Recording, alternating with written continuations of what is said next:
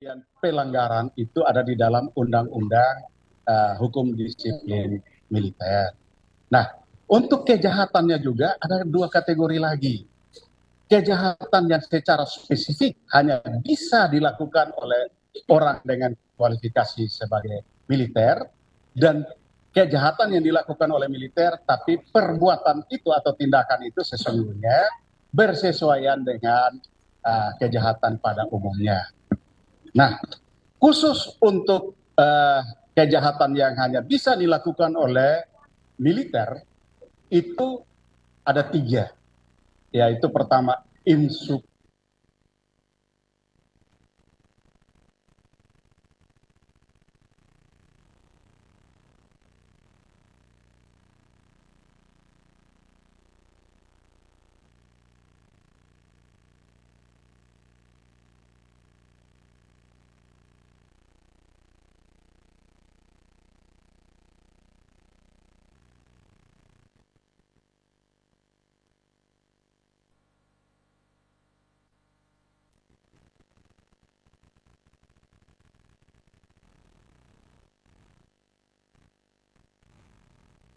kemarin saya sudah contohkan juga, yaitu pasal 131 KUHPM itu bersesuaian dengan pasal 351 KUHP.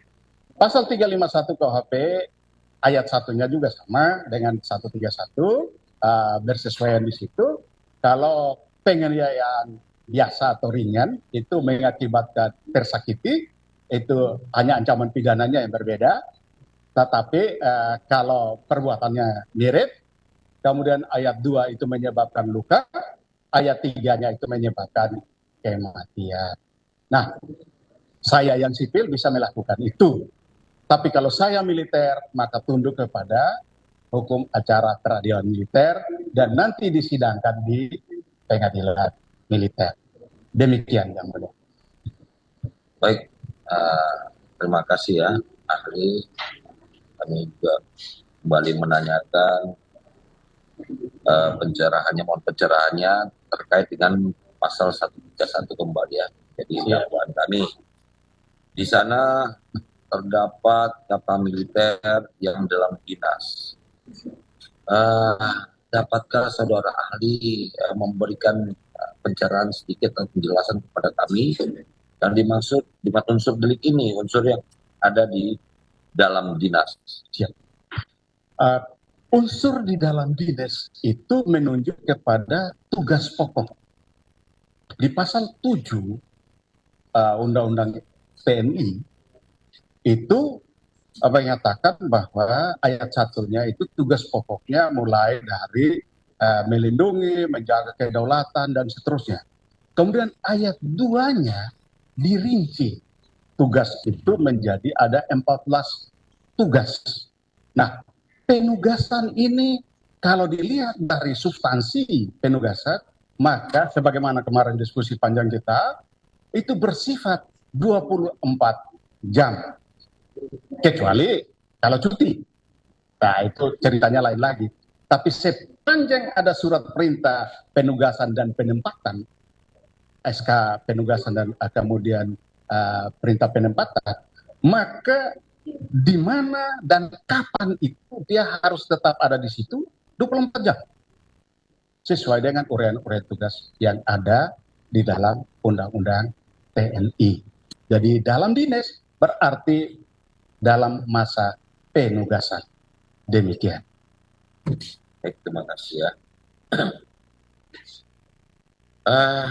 Kemudian juga di pasal 131 KUHP disebutkan di situ seorang atasan menumbuk seorang bawahan.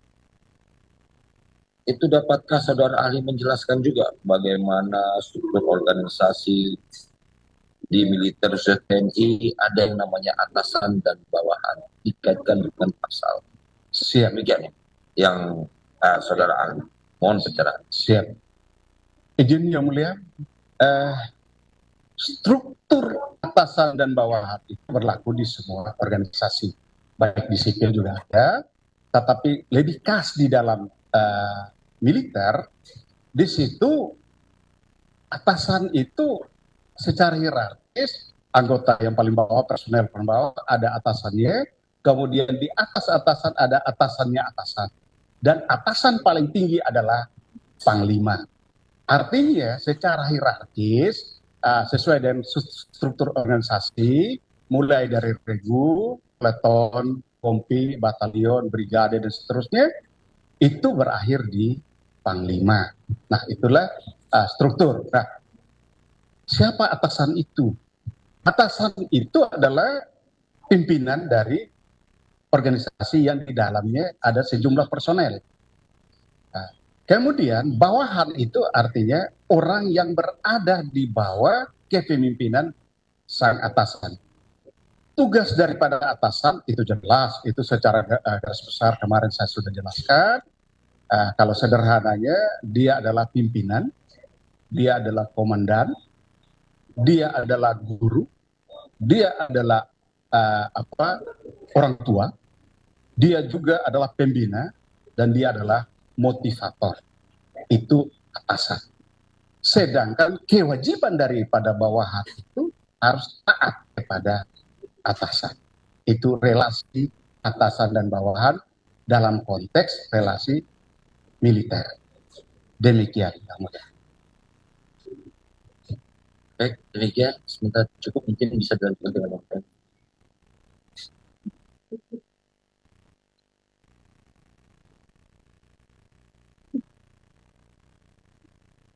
Terima kasih. Saya lanjutkan ya. Yang pertama, saksi kemarin juga sudah memberikan keterangan, dan keterangan yang kemarin sudah kami catat, dan apakah keterangan kemarin itu juga bisa saya anggap keterangan yang saksi berikan pada hari ini? Ya, izin yang mulia, secara teori hukum pidana, karena ini satu perkara saja, hanya karena secara teknis bisa berperkara yang berbeda, maka berlaku prinsip kalau sepanjang dia bersesuaian, maka berlaku prinsip mutatis mutandis. Dalam artian saya dihadirkan auditor, sehingga sepanjang keterangan saya itu mendukung dakwaan, maka ya tergantung Bapak auditor mau mendalami, mau dirinci, saya siap untuk menjelaskan. Yang kemarin sudah cukup untuk memperkuat dakwaan untuk berkasar ini, bagi saya tidak masalah. Ya, karena kalau ditanya baru saya jawab, kan begitu. Karena tugas saya di sini adalah ditanya, saya jelaskan. Kalau tidak ditanya, ya saya tidak boleh ngarang, kan. Saya sudah sumpah tadi. Ya, terima kasih. Terima kasih, ahli. Melanjutkan juga, karena sudah kemarin diberikan penjelasan sama ahli, hari ini kami mau mendalami terkait dengan perkara yang 17 orang terdakwa. Dalam artian keterangan kemarin saya adopsi menjadi keterangan hari ini, dilanjutkan dengan pertanyaan lanjutan. Siap. Ya, saya pendapat kali ya. Siap. Kemarin ahli juga sempat menyinggung teori kausalitas. Ya. Yang saya pahami, teori kausalitas itu ada terbagi 3. Ya.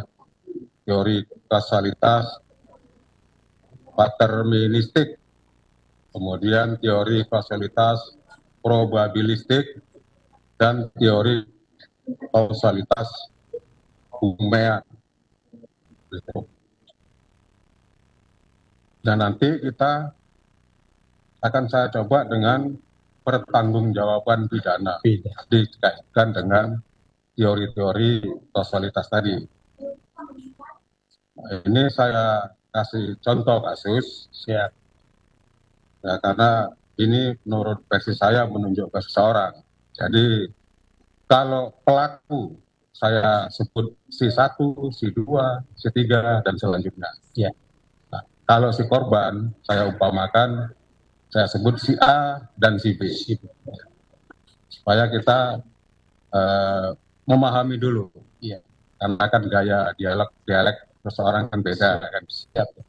Ditambah lagi dengan cara penyampaian saya mungkin yang tidak dipahami, nanti ahli bisa meluruskan. Ya. Karena ini kan contoh kasus. Jadi dalam alam berpikir orang yang berbeda.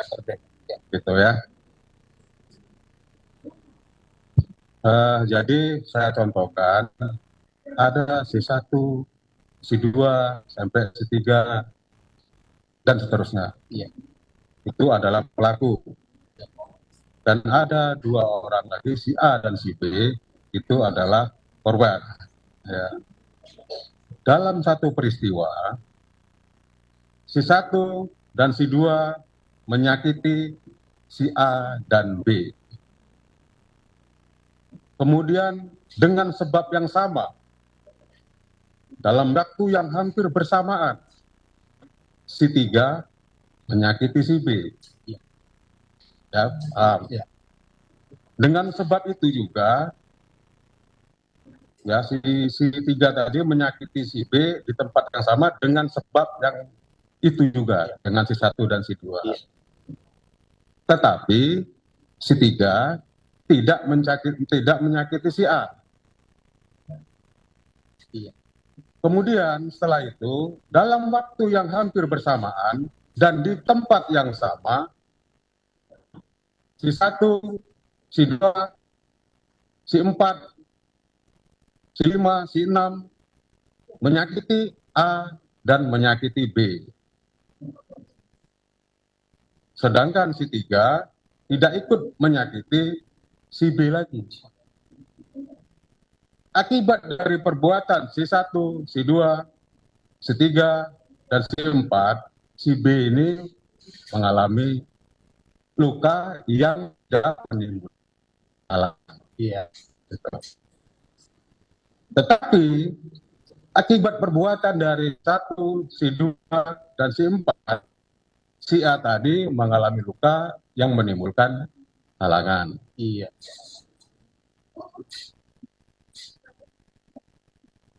Dari contoh peristiwa tadi, apakah terhadap si 3 yang tidak ikut menyakiti si A, tetapi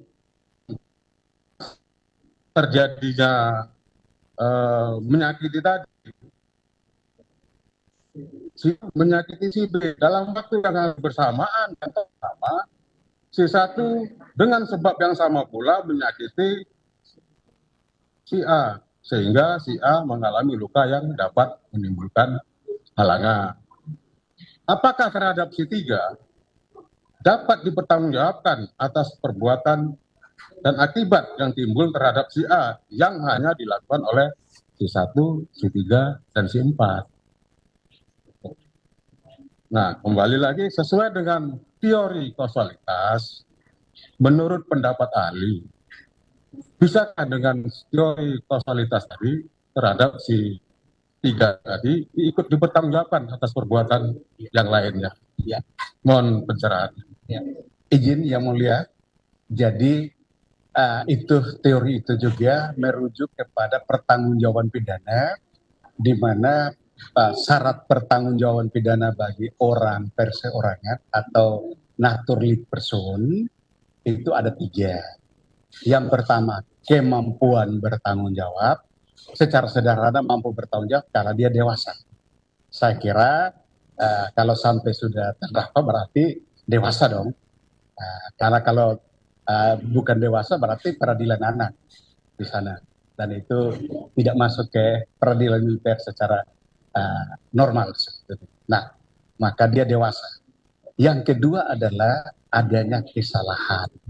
Nah, kesalahan di sini kan ada banyak teori, ada 3 teori di situ. Nanti kita lihat ada 2, yaitu pertama kesengajaan atau kealpaan. Nanti kesengajaan lagi ada 3 di situ. Nanti kita lihat. Kemudian syarat yang ketiga adalah tidak adanya alasan peniadaan pidana. Nah, mari kita bawa kepada kausanya. Secara sederhana begini. Siapa berbuat, dia bertanggung jawab terhadap perbuatannya. Tetapi, sebagaimana kemarin juga kita sudah diskusi panjang, ditanyakan oleh Yang Mulia, berkaitan dengan konstruksi pasal 55 ayat 1 ke 1. Yang di situ saya jelaskan bahwa pasal 55 ayat 1 ke 1 KUHP itu paling tidak ada 3 peran di situ, pelaku di situ. Yaitu pertama, orang yang melakukan atau material pleger, pelaku material, yaitu pada perbuatannya terpenuhi semua unsur delik. Nah, itu kalau yang ditanyakan oleh auditor, misalnya menyakiti dan kemudian itu masuk ke pasal 131, maka semua unsur 131 harus terpenuhi. Artinya dia harus melakukan terhadap korban. Nah, korbannya yang mana, kan begitu. Kemudian yang kedua adalah orang yang menyuruh melakukan. Dunpleger. Ya, kemarin kita sudah diskusi itu. Berkaitan dengan dia sebagai aktor intelektual, dia menggunakan orang lain untuk mewujudkan niat jahatnya atau ornamennya terhadap korban. Jadi dia tidak menyentuh korban secara fisik dalam pasal 131, tapi dia yang memerintahkan para pelaku material untuk mewujudkan niatnya dia. Itu yang disebut dengan yang menyuruh melakukan. Tetapi kalau dia suruh orang melakukan dan dia juga ikut melakukan, maka di situ tidak bisa lagi murni dia sebagai manus domina, tetapi dia juga adalah eksekutor. Itu kemarin saya sudah jelaskan. Begitu juga para pelaku material yang menerima perintah tidak bisa lagi disebut sebagai manus ministra yang tidak bisa dimintai pertanggungjawaban karena diperintah oleh manus domina.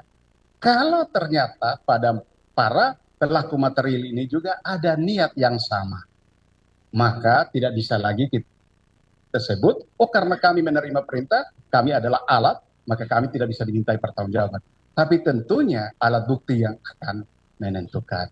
Kemudian yang ketiga adalah mereka yang turut serta melakukan atau mede pleger, yaitu orang yang pada perbuatannya meskipun tidak memenuhi semua unsur delik yang dikenakan, tetapi tanpa peran sertanya tindak pidana itu tidak terjadi. Nah, yang ditanyakan oleh auditor tadi, kita harus identifikasi dulu. Tidak C3 yang tidak menyakiti B ya, B atau A tadi? Si A ya.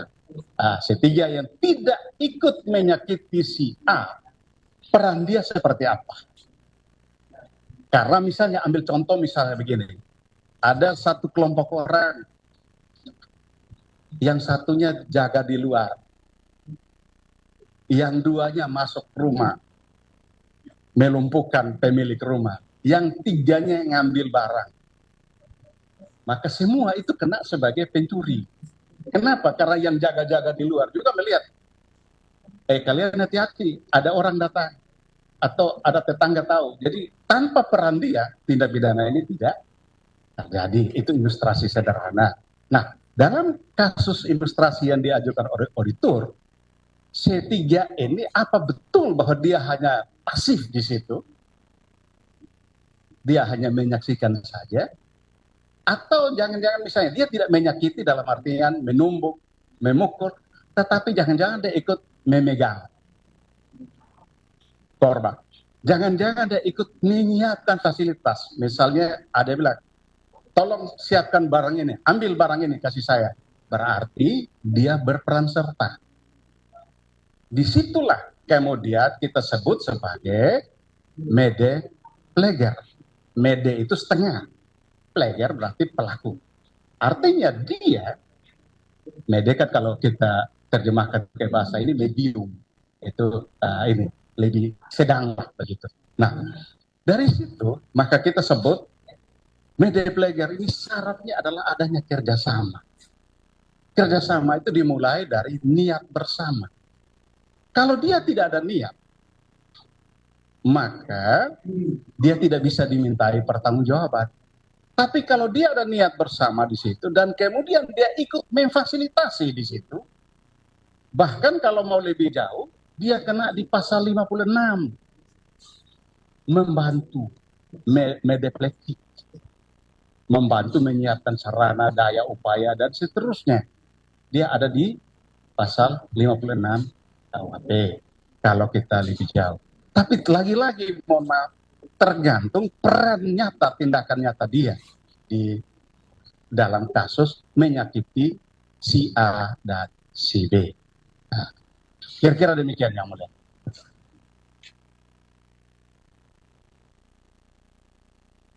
Selain dari teori kausalitas tadi, dalam hal contoh kasus yang sama tadi, apakah ahli punya pendapat lain mengenai kausalitas tadi, mengenai perbuatan si tiga tadi yang tidak ikut menyakiti si A? Siap.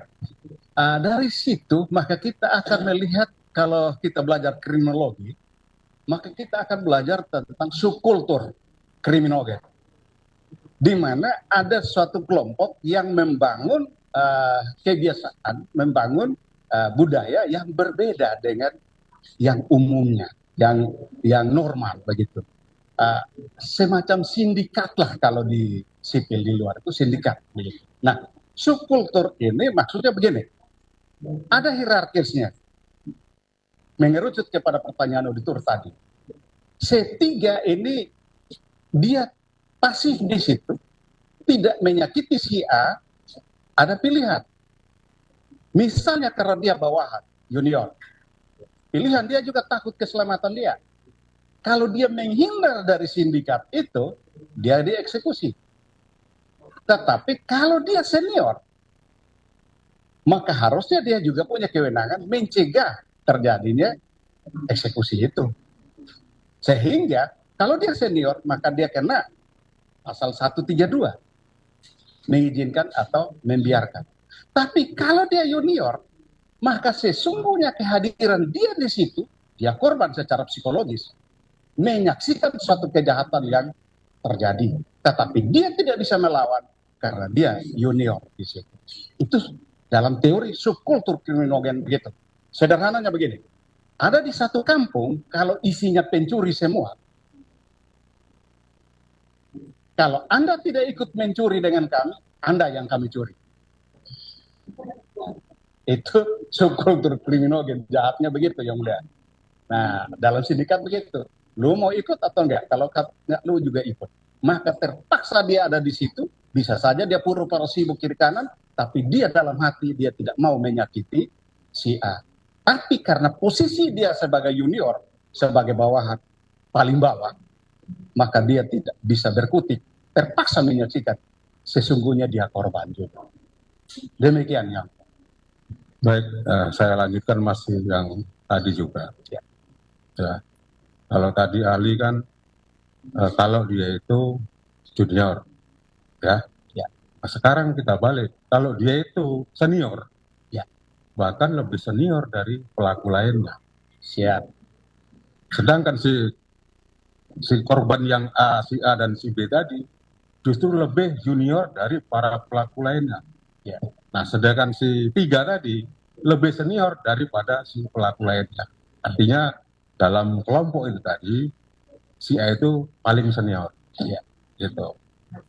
Tetapi si tiga tadi yang paling senior justru dia juga menyakiti si B, tapi tidak A. Tapi tidak A. Saat itu si A dan si B itu ada di tempat yang sama. Nah, gitu. Mohon dapatnya diberikan pencerahan. Izin yang mulia. Prinsip dasar daripada hukum pidana itu siapa berbuat dia bertanggung jawab.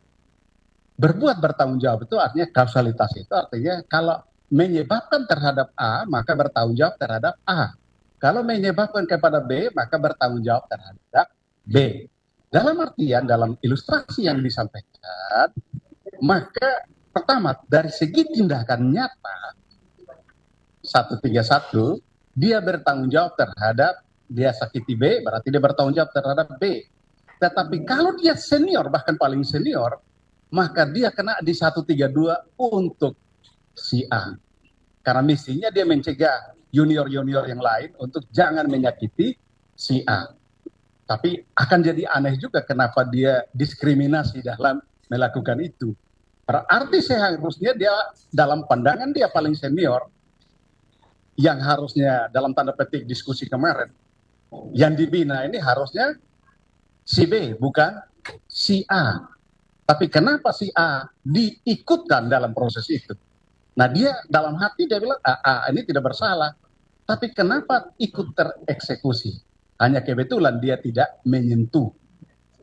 Nah, dari situ maka harusnya kalau di kesadaran itu Willens and Sweeten yang kemarin kita sudah diskusi, maka mestinya dia bebaskan si A. Sialnya A ikut tereksekusi. Demikian yang mulia. Masih dalam itu juga. Tapi akibat dari si senior tadi, akibat dari si senior tadi dia menyakiti si B. Nah, setelah itu maka si junior lainnya itu yang di bawah senior tadi, karena dia melihat kok hanya si A saja yang kok si B saja yang disakiti sama senior, sehingga yang lainnya itu wah ini si A ini kok nggak disakiti, lalu disakiti sama juniornya lagi. Ya. Nah, apakah itu ada korelasinya dengan si senior tadi? Ya, izin yang mulia. Jadi disinilah poin pentingnya ketika relasi atasan dan bawahan yang tadi sudah saya jelaskan kemarin juga. Yang pertama adalah di dalamnya itu termasuk atasan itu sebagai guru. Artinya patut ditiru. Nah, ketika atasan memberi contoh melakukan tindakan terhadap si B, maka junior-juniornya melihat bahwa ini model yang patut ditiru. Mereka mereplikasi tindakan yang dibuat oleh atasan. Oh, senior kita, atasan kita mencontoh, ini perbuatan yang benar. Tapi ketika mereka lakukan itu bukan hanya terhadap si B, tetapi juga terhadap si A. Dan ketika mereka lakukan terhadap si A, atasan yang paling senior ini membiarkan atau mengizinkan, maka mereka menganggap bahwa ini benar. Nah, sialnya akibatnya terjadi. Ya, maka atasan yang paling seniornya harus bertanggung jawab. Anda membiarkan 132 kena ini, membiarkan. Kenapa orang ini juga kena, si A juga kena. Sehingga secara garis besar, tindakan para junior yang mengikuti seniornya itu ada dua kategori. Yang pertama yaitu murni mencontoh atasan. Misalnya atasan itu mencambuk, mereka mencambuk. Tapi dalam perjalanan mereka tidak hanya mencambuk, memukul, menumbuk, dan lain sebagainya. Berarti mereka berkreasi, menerjemahkan lebih daripada contoh yang diberikan oleh sang atasan. Nah, sialnya lagi, sang atasan tidak mencegah, membiarkan. Maka itu sama saja dengan mengizinkan, artinya membenarkan terjemahan daripada para bawahan. Maka akibatnya diderita oleh si A dan si B. Demikian ya. Terima kasih yang mulia ahli atas pencerahannya. Kemudian dalam satu peristiwa itu terjadi dalam kurun waktu lebih dari 1 hari. Ya. Nah, namun korbannya ini kita katakanlah si 1 tadi sampai si 10 ya pelakunya itu ya, korbannya tetap ada. Si 1 tadi dia menyakiti si A dan si B dalam waktu tertentu ya. Iya. Si 1 dan si 2 dalam waktu tertentu menyakiti si A dan si B selama lebih dari 1 hari dalam waktu tertentu, dalam artian tidak setiap saat dia memukul ini. Bukan gitu, 24 jam. Ya. Namun ada lagi nanti si 3, si 4 dan seterusnya dalam waktu yang berbeda juga ikut menyakiti si A dan B. Sementara si A dan si B tadi masih dalam penguasaan si 1, si 2, dan si 3. Nah, antara si 4, si 5 itu tidak, ketika si 1, si 2 menyakiti si A, si B, itu si 4, 5 itu dia tidak tahu. Kemudian dalam waktu yang berbeda dia datang tiba-tiba memukul, menyakiti lah gitu ya. Kemudian dalam waktu yang berbeda lagi, namun di tempat yang sama, si A dan si B masih dalam penguasaan si 1 dan si 2. Datang lagi lah, katakanlah si 8, si 9, si 10 ikut menyakiti. Padahal ketika si 1, si 3, si 4, si 5, terus yang si 6, 10 ini dia tidak tahu kalau yang 4, 5 tadi menyakiti. Namun yang si 10 tadi ikut menyakiti si A dan si B di tempat yang sama dengan permasalahan yang sama. Nah, tapi si 1 dan si 2 tetap dia menguasai si A dan si B. Nah, apakah si pelaku yang si 4 dan seterusnya itu bisa dapat dikatakan melakukan sebagaimana dimaksud dalam melakukan turut serta melakukan tadi? Siap. Mohon pencerahannya. Siap. Jadi ketika kita lihat dari sudut pertama perbuatan atau actus reusnya, tindakannya, maka itu tindakan yang berdiri sendiri-sendiri karena satu dengan yang lain kan tidak saling tahu. Yang tahu adalah orang yang menguasai si A dan si B.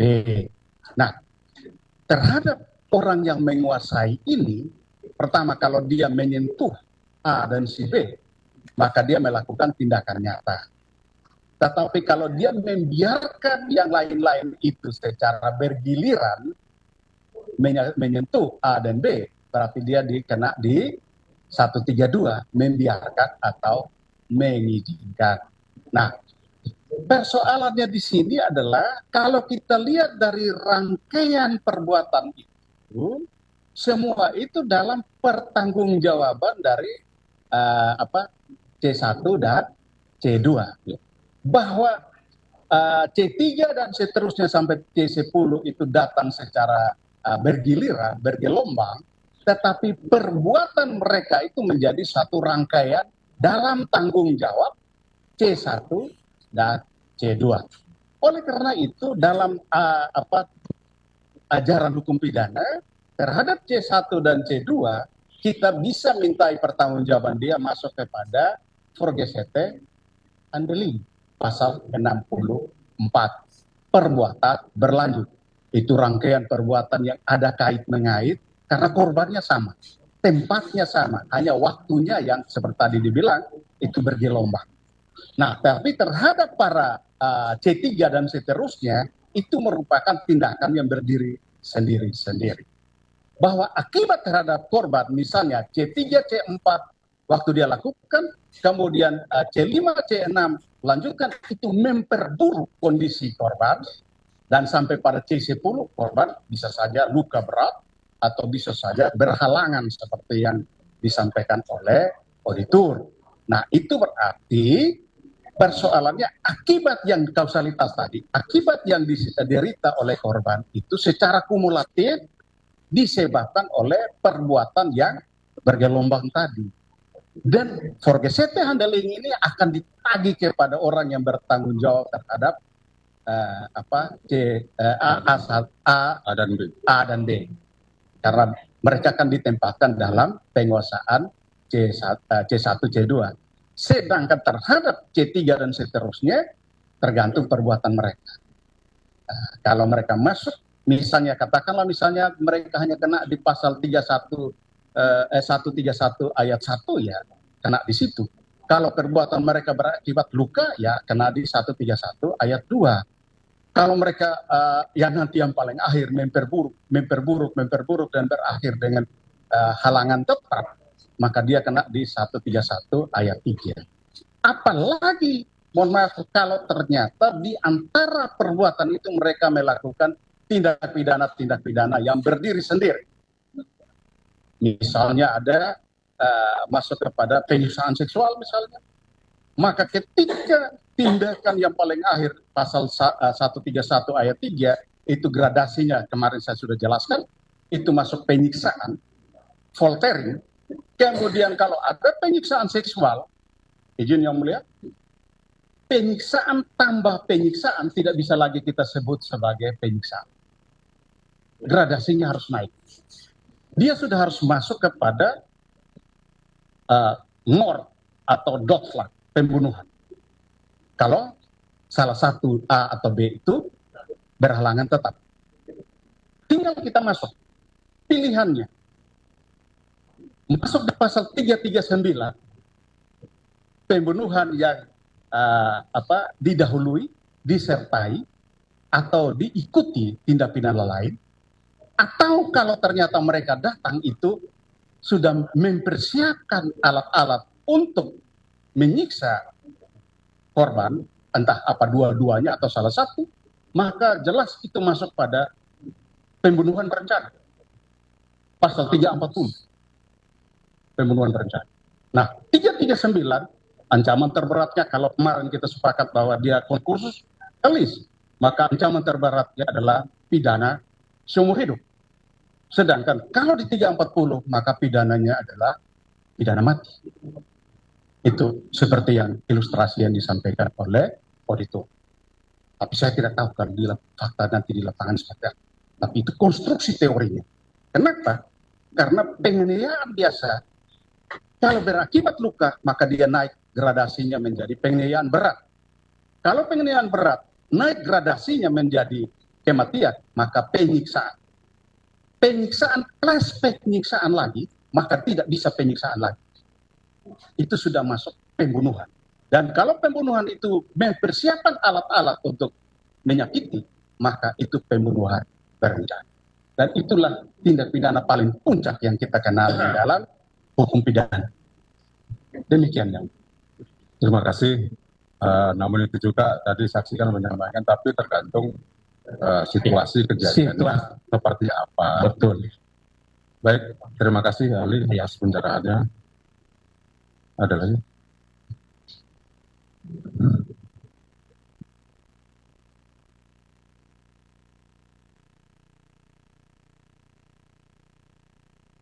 Baik, yang mulia, untuk sementara cukup.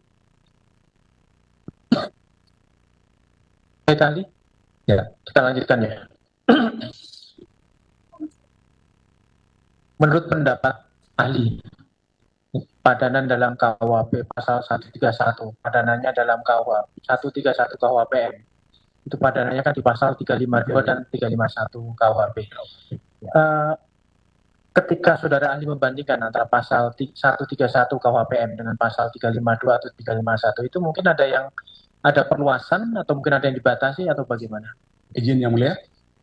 Jadi kalau kita lihat dari perbandingannya, justru KUHPM itu yang tadi saya sudah sampaikan, itu pertama bobot ancaman pidananya. Kemudian yang kedua berkaitan dengan wingate, artinya penghubungnya di ayat 4. Di 351 maupun 352 tidak ada ketentuan bahwa kalau bersesuaian dengan yang lain, maka pakai yang lain. Tidak ada. Misalnya itu kan pidana umum. Apakah nanti masuk pada kalau bersesuaian dengan pidana khusus, berlakukan pidana khusus. Justru adanya di pasal 63 ayat 2 KUHP. Tapi di KUHPM justru 131 itu eksplisit ditulis di dalam ayat 4. Artinya apa? Saya harus menyampaikan bahwa konstruksi daripada KUHPM ini kan spesifik berlaku di dalam unsur militer. Maka pembentuknya sudah membayangkan bahwa yang namanya tindak kekerasan atau tindakan nyata yang menyakiti itu gradasinya akan naik sesuai dengan kausalitas tadi, akibat yang diderita oleh korban. Dan itu berkonsekuensi pada bobot ancaman pidananya meningkat. Kemudian dibatasi toleransinya adalah yaitu pada penyiksaan berakibat mati, yaitu ayat 3. Itu pembentuk KUHPM sudah melihat bahwa disebut militer dia masih berkualifikasi, perilakunya masih dalam lingkup militer sebatas penyiksaan berakibat mati. Tapi kalau sudah di luar daripada itu, orang ini tidak layak lagi sebagai militer. Dengan kata lain, karena sudah berlaku pidana umum, maka sesungguhnya status militernya dia harus dicopot, PTDH. Demikian. Itu secara teoritis, Pak. Karena tidak mungkin seorang militer dipidana dengan menggunakan pidana umum, tetapi hanya orang yang sudah berstatus sebagai bukan militer yang dipidana dengan pidana umum. Itu kira-kira logika yang dibangun oleh pembentuk KUHPM.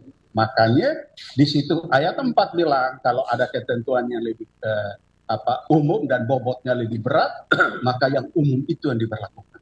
Artinya pelakunya tidak boleh militer lagi. Kalau masih militer, maka masih tergantung penilaian hakim. Orang ini PTDH atau tidak. Nah, bisa saja penempatan aja di sana, tapi tidak dipecat. Misalnya turun pangkat atau masuk sekian tahun, tapi tidak PTDH. Nah, demikian yang mulai. Itu menurut saya. Baik, ahli. Kalau saudara ahli memandang delik di pasal 131, saudara ahli menggolongkan ini sebagai delik material, delik formel, atau delik komisi ya untuk 131 ini? Siap, yang mulia. Yang pertama, karena dia bilang tindakan nyata, berarti dia adalah delik komisi. Perbuatan, harus perbuatan aktif. Yang kedua, karena akibatnya itu korban tersakiti, luka atau mati, maka dia juga adalah delik material. Artinya apa? Harus ada akibat. Tanpa akibat tidak masuk di 131. Demikian. Baik, untuk ahli. Ya. Terkait dengan unsur dalam delik pasal 131, tadi saudara ahli sudah menjelaskan terkait dengan rumusan unsurnya adalah militer, yang dalam dinas, kemudian sudah saudara uraikan dengan sengaja, kemarin juga sudah diuraikan gradasinya, gradasi kesengajaan, kesadaran dengan maksud, kesadaran dengan kepastian, dan kesadaran dengan kemungkinan. Kemudian terkait dengan uraian unsur berikutnya, memukul, menumbuk, atau menyakitinya dengan cara yang lain, atau mengancam dengan kekerasan. Ini kan ada 4 unsur berikutnya yang tentunya karena menggunakan kalimat atau kan bersifat alternatif. Kalau salah satu terpenuhi, makanya terpenuhi, kan begitu. Terkait dengan menyakitinya dengan cara yang lain, kemarin saudara Ali juga sudah menjelaskan dan sudah kita catat juga. Kemudian terkait dengan mengancam dengan kekerasan. Pengertian mengancam dengan kekerasan di sini, apakah itu terpenuhi dengan harus mengakibatkan korban itu sakit atau tidak mengancam dengan kekerasan itu? Kalau memukul, menumbuk, menyakiti, ya pasti kan sakit.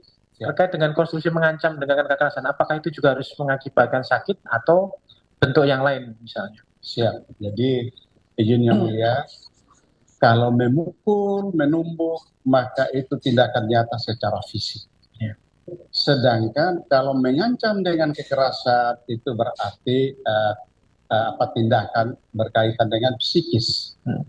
Dalam artian, kalau atasan itu mengancam bawahannya, membuat dia takut ketakutan, mengalami gangguan psikis, maka itu masuklah pada unsur mengancam dengan kekerasan tadi. Misalnya, awas ya, kamu kalau nggak ikut, kamu akan begini, akan begitu, keluarga kamu akan begini, akan begitu. Nah, itu berarti ada ancaman. Atau kamu kalau nggak ikuti saya, besok kamu saya hajar misalnya. Nah, itu berarti ada ancaman. Ada juga macam-macam sehingga membuat bawahan itu mau tidak mau mengikuti keinginan atasan yang sesungguhnya bertentangan dengan ketentuan yang berlaku di militer. Entah nanti pelanggarannya dalam bentuk apa, itu tergantung. Jadi misalnya, kamu ambil barang itu ya, bawa ke rumah saya, padahal tahunya itu barang milik dinas. Kalau kamu nggak kasih ke rumah saya nanti begini, atau kamu palsukan ya kwitansi itu ya, padahal itu korupsi. Nah, tergantung bentuk sana. Bawahan terpaksa karena takut. Artinya di situ maka tentunya bahwa ada itu dalam tekanan psikologis. Nah, itulah ancaman kekerasan. Kira-kira ilustrasinya begitu. Baik, artinya kegiatan pengancaman secara kekerasan itu tidak harus mengakibatkan luka fisik, tapi bisa bentuknya psikis, bentuk yang lain kan. Kalau memukul, menumbuk, menyakiti pasti kan menimbulkan luka atau sakit. Atau bisa juga menyebabkan kematian di ayat 3 kan begitu. Tapi kalau kekerasan, ancaman dengan kekerasan tidak serta-merta menimbulkan luka fisik, tapi bisa juga menyebabkan psikis kan begitu. Ya, mungkin begini Yang Mulia, memang agak tipis Yang Mulia, tapi di dunia pendidikan kita mengalami ketika ancaman-ancaman bullying itu ada juga mahasiswa yang gantung diri, lompat dari atas lantai 4. Ya, viral ya, tidak usah disebut ya. Kan sekarang masih disebut ya. Itu kan gara-gara ancaman kekerasan. Atau bahkan dia bereaksi secara berlebihan. Coba. Untuk handphonenya di silent. Sebentar ya ahli ya. Siap. Untuk pengunjung handphonenya di silent yang ada di ruangan. Biar tidak mengganggu jalannya persidangan. Baik. Terima kasih. Silakan dilanjutkan ahli. Ya, jadi misalnya di dunia pendidikan kita sekarang ini sangat berduka ketika anak-anak mengalami tekanan psikis, dia bawa bom dan satu sekolah hancur-hancuran. Bahkan ada pendidikan keagamaan dibakar semua itu. Nah, itu artinya tekanan psikis ini tidak otomatis lebih rendah akibatnya dibandingkan dengan fisik. Belum tentu, tergantung kasusnya, tergantung orangnya dan bentuk tekanan psikisnya.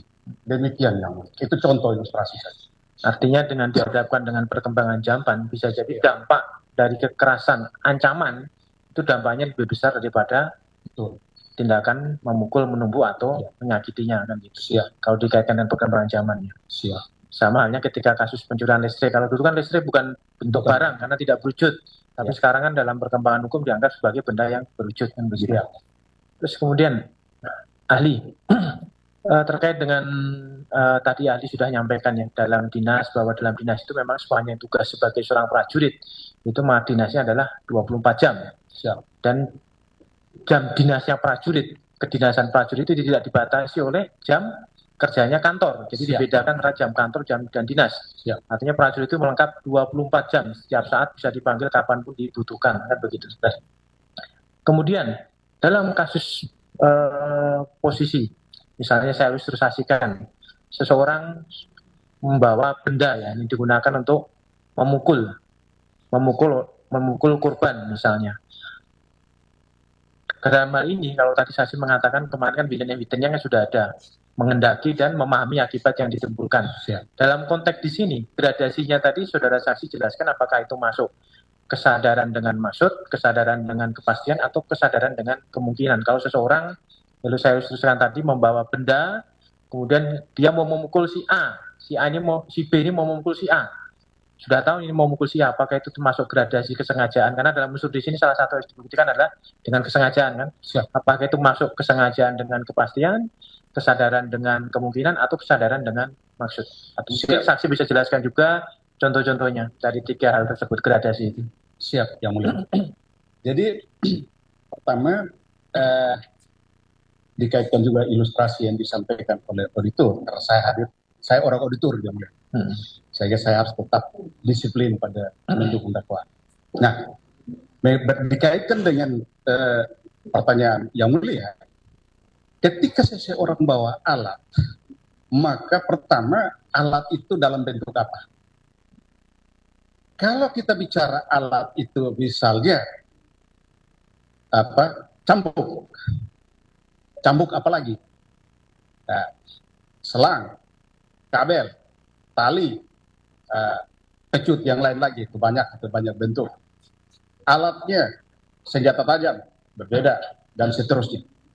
Maka dari jenis alat itu, berdasarkan teori membayangkan, polstering teori, kita akan bisa lihat bahwa kalau yang namanya cambuk berarti paling banter melukai. Itu pun kalau cambuknya seperti apa dulu. Ya. Tapi kalau misalnya senjata tajam, wah itu bisa mati. ya, meskipun 1 kali. Itu dari segi alatnya. Yang kedua dari segi intensitasnya. Kalau dia cambuk cuma 1 kali, paling-paling memar. Tapi kalau cambuknya berkali-kali seperti tadi disampaikan oleh auditor, orang sekian datang, nyambuknya 4 kali, pergi, datang lagi, nyambuk lagi 10 kali. Cambukan yang berikut itu sudah dampaknya lebih bobotnya lebih berat daripada cambukan yang pertama. Berikut lagi yang datang, nyambuk lagi. Itu maka kondisi korban itu makin parah. Kan begitu. Sehingga karena dia 1 orang saja tetapi menerima serangan secara bergelombang. Nah, itu artinya berkaitan dengan intensitas perbuatan atau tindakan yang dia terima. Yang ketiga, kondisi korban. Nah, atau korpusnya. Kalau kondisi korban dalam keadaan fit, yang kemarin saya kasih contoh, dia biasa push up, biasa sit up, biasa itu. Kalau saya yang mukul 10 kali, ketawa dia di depan saya, dia ampun komandan, siap salah komandan, tapi di belakang dia ketawa aja. Nah, itu artinya Pak, kondisi dia juga sangat menentukan. Sehingga variabel-variabel yang tadi yang mulia tanyakan, perlu dilihat faktanya seperti apa. Nah, kalau kita lihat gradasinya sesuai dengan aturannya, maka yang pasti kalau hanya menyakiti berarti dia kena di 131 ayat 1. Atau kalau di umum 351 ayat 1. Tapi kalau dia sampai luka, maka dia kena di ayat 2, sama juga di 351 ayat 2. Kalau sampai mengakibatkan mati, maka dia kena di ayat 3, sama juga di 351 ayat 3. Dalam artian, perlu ditelusuri, dia tersakiti ini benarkah berdasarkan alat yang dipakai oleh pelaku. Itu harus ada persesuaian. Dan di situ tentunya kemarin saya sudah jelaskan kalau korban hidup paling tidak ada visum et repertum atau rekam medik tercatat. Oh derita berkaitan dengan ini karena waktu kalau rekam medik kan mendiagnosa kondisi korban untuk mau diobati. Itu berarti lihat. Kan tidak mungkin kalau mencambuk dengan selang akibatnya sama dengan kalau memukul dengan kayu. Itu kan berbeda. Itu logika sederhana, itu berbeda. Atau mencambuk dengan kabel, kemudian akibatnya sama dengan memotong menggunakan atau mengiris dengan pisau. Itu berbeda. Nah, itu teman-teman ahli kesehatan jauh lebih tahu. Kalau kita kan hanya teorinya saja, belajar ilmu kedokteran kehakiman. Tapi nanti bilang bahwa ini luka pada panjang sekian, kedalaman sekian, pada derajat sekian, itu kan kita tidak paham. Itu ahli kedokteran kehakiman yang harus menjelaskan itu. Nah, oleh karena itu kesimpulannya yang mulia, apa yang ditanyakan oleh yang mulia, pertama harus dilihat alatnya apa, yang kedua intensitas perbuatan itu seperti apa, kemudian yang ketiga kondisi korban itu seperti apa. Itu yang perlu ditelusuri. Demikian, sehingga baru menentukan gradasi. Terima kasih. Silakan, anggota 2.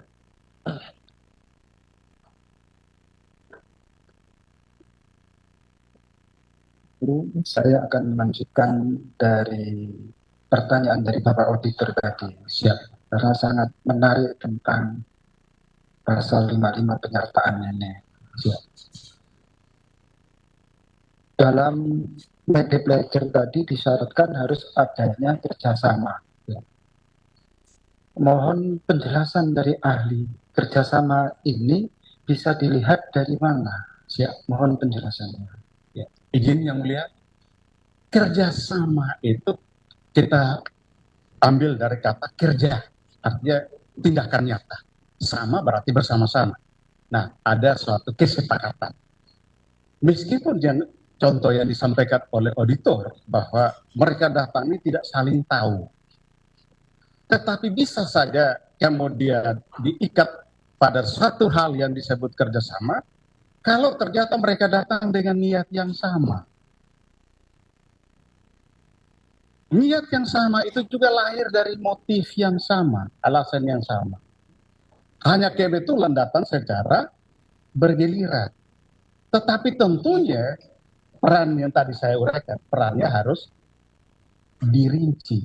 Kan tidak bisa kita pukul rata semua. Kan tidak bisa. Seperti tadi, C3 kan tergantung kedudukan dia apa. Ternyata menurut auditor, dia malah paling senior. Nah, tapi kalau dia paling junior, malah dia bebas. Kan bagi saya dia korban. Menyaksikan sesuatu yang tidak layak. Kan begitu. Dia terpaksa untuk menyaksikan. Nah, kembali ke pertanyaan yang mulia. Kerjasama itu mulai dari motif. Misalnya begini. Dalam ilustrasi yang disampaikan, semua merasa terpanggil bahwa kita sebagai yang lebih senior dari A dan B punya hak untuk atau punya kewenangan untuk ikut membina A dan B. Ini hal biasa saja bagi saya. Kenapa? Karena ini tadi saya bilang subkultur kriminogen. Kita ambil ilustrasi supaya jangan terlalu kaku. Kita di luar, yang mulia, kalau ada yang teriak maling, kita tidak kenal korban juga semua ikut kejar. Mana malingnya? Oh itu, maka kita secara spontan semua sumbang kaki, sumbang tangan. Bahwa berakhir dengan malingnya bonyok, urusan lain. Padahal itu delik, main hakim sendiri. Tapi kita merasa terpanggil secara moral untuk ikut bersama. Nah, itu berarti kita punya motif yang sama. Saya tidak kenal misalnya saya dengan auditor, kita kebetulan rame-rame di auditor, Bapak auditor ini teriak, ada maling. Kami semua ini tidak saling kenal. Beliau yang korban. Tapi kita merasa terpanggil bahwa, oh, kita punya musuh bersama. Punya cukup alasan untuk menghakimi si maling. Padahal apa dia maling benar, kita belum tahu. Nah, persis seperti yang mulia tanya. Motif kita harus sama. Maka niat kita adalah menghakimi si maling tadi. Sialnya malingnya tewas. Maka kerjasama kita terjadi meskipun kita tidak saling kenal, tidak saling komando, hanya karena dengar teriakan maling, rame-rame terpanggil untuk melakukan. Itu ilustrasi sederhana. Kira-kira demikian. Selanjutnya, tadi kan motif atau niatnya sama. Seandainya seperti yang disampaikan oleh Bapak Auditor tadi, pelaku itu si A, si B, si C, si D. Dan yang korbannya adalah 1 dan 2. Si 3, si B ini hanya melakukan terhadap si 2 saja. Tapi kan niatnya sama, harus kedua-duanya itu. Niatnya itu sebenarnya sama seperti yang disampaikan mungkin pembinaan. Ya. Kedua-duanya ini ingin kedua-duanya ini. Tapi si B ini hanya terhadap yang kedua saja. Tapi yang lain melakukan kepada si 1 dan 2. Apakah yang hanya melakukan kepada si B saja ini tadi bisa dikategorikan sebagai medepleger turut serta? Mohon penjelasannya. Ya, izin yang mulia, tadi saya kembali, syarat dari medepleger kan ada kerjasama, yang kedua tanpa peran serta dia tindak pidana tidak terjadi. Jadi seperti ilustrasi yang saya sampaikan, satu sindikat mencuri di dalam rumah. Pasal pencurian itu kan mengambil barang-barang tanpa pengetahuan, tanpa seizin pemilik dengan niat memiliki. Nah, orang yang jaga di luar kan tidak masuk rumah, tidak ngambil. Tetapi niat memiliki ada pada dia, karena hasil pencurian mereka bagi. Nah, kita kembali ke ilustrasi yang mulia sampaikan.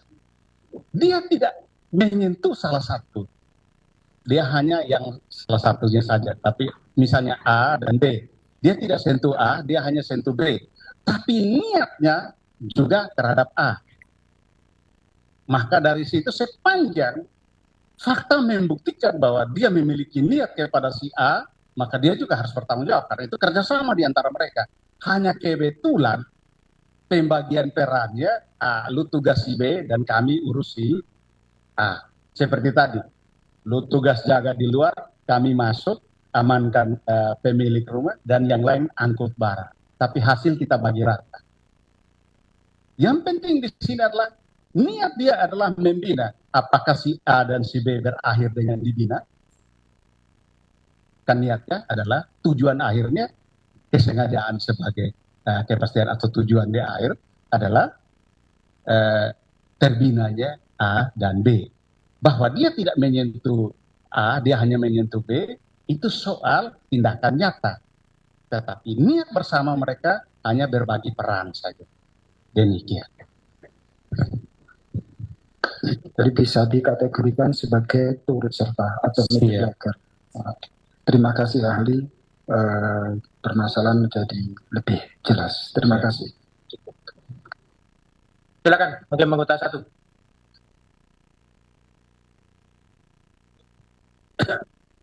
Baik, terima kasih Hakim Ketua. Ya, untuk ahli, untuk hari ini ahli memberikan keterangan dalam perkara nomor register 41. Ya. Namun demikian, tadi sudah ahli juga menyampaikan banyak keterangan-keterangan untuk membuat sebagai pengetahuan ahli untuk membuat terang perkara ini, dan juga terkait dengan keterangan sebelumnya apakah ahli bersedia untuk digunakan dalam perkara ini juga. Siap, yang mulia. Bersedia. Ya. Baik, pertanyaan saya yang pertama untuk ahli. Tadi dalam penjelasan dan juga keterangan dari ahli banyak menyampaikan bahwasanya menggambarkan terkait dengan istilah atau nomenklatur sindikat. Menurut pandangan dari ahli, sindikat itu seperti apa yang dimaksud dengan sindikat? Ya, izin yang mulia. Jadi sebenarnya sindikat itu kan teori lahir dalam istilah-istilah di kriminologi. Ya. Dalam artian bukan istilah normatif. Kalau istilah normatifnya ya tadi melakukan, menyuruh melakukan, turut serta melakukan, menghasut orang melakukan, utlokat dan membantu orang melakukan. Tetapi karena sindikat itu lahir dari teori subkultur kriminogen di dalam teori kriminologi, yaitu ada sekelompok orang yang membangun identitas eksklusif, membangun perilaku eksklusif yang berbeda dengan identitas pada umumnya ataupun perilaku pada umumnya. Kalau identitas dan perilaku itu kemudian diwujudkan dalam perbuatan jahat, maka teori ini terpenuhi. Oleh karena itu, di dalam satu sindikat itu mereka punya semacam kesepakatan bersama, niat bersama bahwa ini loh, geng kita ini atau kelompok kita ini misinya begini, ciri kita begini. Ya, kalau ada yang begini maka kita harus begini. Ya, kalau ada yang berbeda dengan kita maka dia menjadi outgroup, maka kita harus singkirkan. Nah, itu subkultur kriminogen. Sehingga tadi saya singgung itu dalam konteks sindikat itu berkaitan dengan kelompok-kelompok kejahatan. Demikian ya. Dalam hal tersebut apakah bisa dikatakan ya terjadinya person to person atau individual ini akhirnya berkumpul gitu, tapi pada awalnya memang tidak, tadi saksi menyampaikan adanya kesepakatan, adanya rencana, ini salah satu variabel-variabel tadi yang saksi jelaskan. Siap. yang pada akhirnya itu berkumpul di satu tempat. Itu Ya. berkumpul, tapi pada awalnya adalah satu kepentingan yang berbeda, seperti itu. Contoh misalnya, Ya. si A ini karena kebetulan ada terkait dengan satu pekerjaan Ya. dengan si B.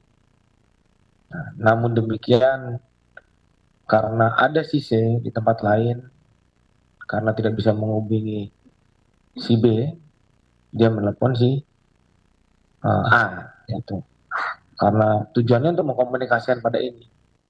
Namun demikian, oh ya ada, bilang si A. Akhirnya si A ini menyampaikan ke B, akhirnya ke tempat si C, tolong ke tempat si C, seperti itu. Nah, dalam interaksi komunikasi yang jelas dengan memanggilnya si C sudah ada niatnya, maka dia mencari, seperti itu kan? Jadi sebagian kecil dari terkait dengan niat itu. Nah, ternyata pada saat berkumpul segitu, si C ini menjelaskan. Nah, sehingga seketika si A itu merasa mungkin ada kepentingan, sehingga dia berinteraksi lebih terhadap si B ini. Awalnya adalah hubungan karena terkait pekerjaan. Apakah itu juga dimaksud dengan adanya kesepakatan seketika itu? Mohon penjelasan. Izin Yang Mulia. Jadi kalau kita lihat ilustrasi yang Mulia sampaikan, maka pertama kita urai dulu alurnya. Kesepakatan dalam kaitan dengan kerjasama yang erat untuk berbuat jahat, itu kita bisa urai dari segitiga emas, kalau saya pakai istilah segitiga emas dalam hukum pidana. Ketika kita urai, pertama harus dari korban. Kan tindak pidana untuk ketika kita mau sidik, kemudian kita mau adili, periksa itu mulai dari korban. Korbannya ini bentuknya apa? Apakah hanya sekedar haknya dia yang dilanggar? Apakah fisik dia yang mengalami kesakitan? Apakah dia itu nyawa dia yang dihilangkan?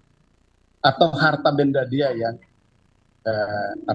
menjadi korban. Nah, dengan identifikasi korban itu, kemudian kita pergi ke bukti. Kalau misalnya hak dia yang dilanggar, buktinya apa? Dari bukti ini baru menunjuk ke pelaku.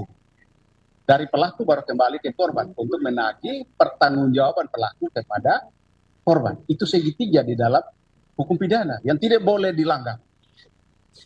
Masuk dengan pemikiran itu, saya ingin menjelaskan apa yang ilustrasi Yang Mulia sampaikan. Ketika kita lihat siapa peran-peran ini, maka niat awal ini datang dari siapa?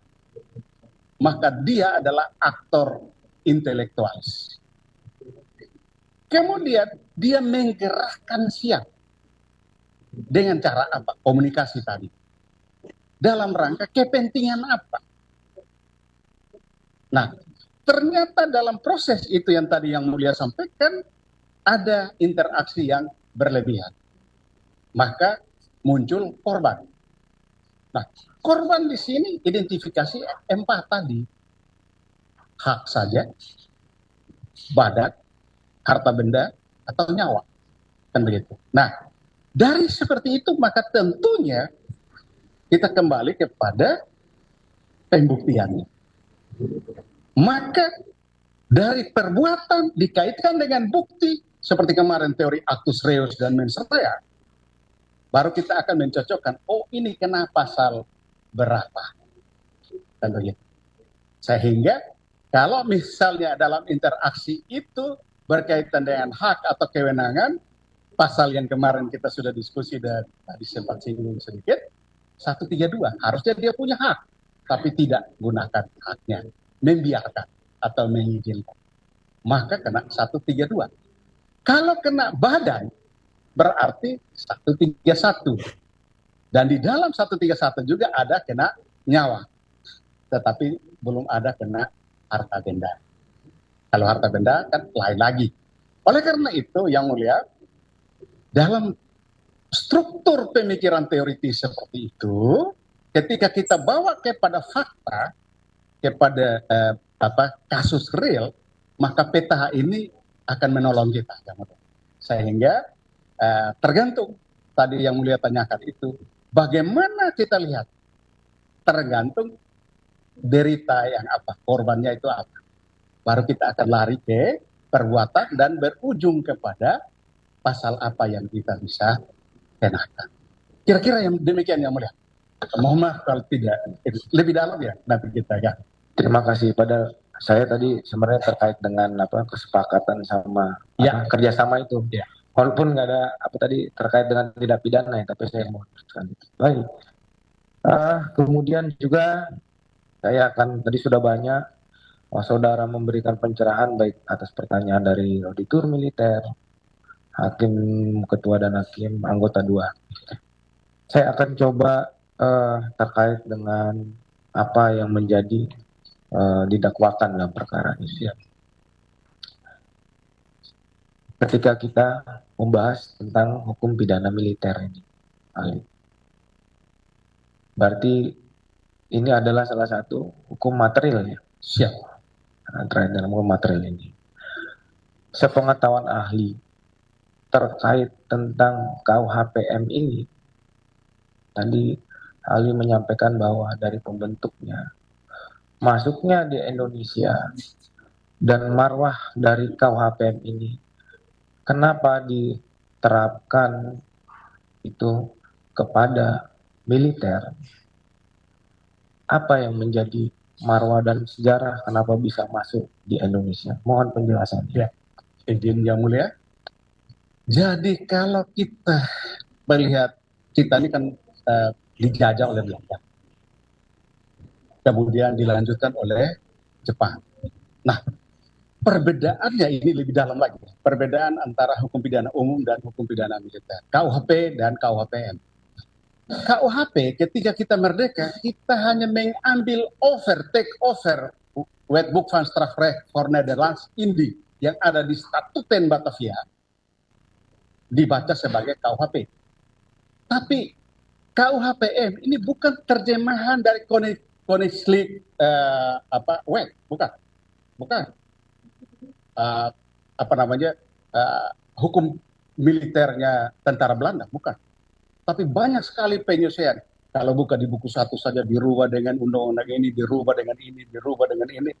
Itu menunjukkan apa yang Mulia? Militer kita yang kemarin saya sampaikan, identitas kita itu berbeda dengan tentara lain. Tentara nasional kita berbeda dengan negara lain. Oleh karena itu, hukum pidana militer yang diberlakukan kepada militer kita punya marwah bahwa itu ciri khas kita. Saya loncat sedikit yang Mulia, supaya ilustrasinya lebih sederhana. Ambil untuk menegakkan hukum material, kita akan bawa ke formil. Misalnya begini, ketentuan khas di dalam hukum pidana militer yang formil di 182 Undang-Undang Peradilan Militer, musyawarah hakim majelis. Di ayat 2 aja, musyawarah itu berdasarkan dakwaan dan hal-hal yang terbukti di dalam persidangan. Artinya apa yang Mulia? Majelis hakim dalam memutus itu tidak semata-mata bersandar pada dakwaan, tetapi berdasarkan dinamika pembuktian yang ada di persidangan. Berbeda dengan di pengadilan umum. Dakwaan itu dominus litis. Tuntutan boleh sama dengan dakwaan, boleh kurang dari yang didakwaan, tapi tidak boleh lebih daripada yang didakwakan. Tetapi di peradilan militer boleh. Pasal 183 membuka ruang untuk menambah ganti rugi. Kalau di pengadilan umum sudah disidang, tidak boleh lagi utak-atik. Kalau tidak ada permintaan restitusi, jangan tambah-tambah. Kalau mau digabung sebelum hari sidang. Tapi di peradilan militer boleh. Kenapa marwahnya seperti itu yang Mulia? Pengadilan umum, hukum pidana umum itu penuntut umum hadir sebagai organ negara untuk melindungi warga negara. Beda dengan di pengadilan militer. Auditor hadir di sini sebagai organ negara untuk menegakkan harkat dan martabat negara. Karena militer yang diadili di pengadilan militer adalah aktor negara. Jadi negara sedang berupaya untuk menegakkan marwah negara. Kalau di pengadilan umum, negara sedang berupaya melindungi warga negara. Itu dua hal yang berbeda.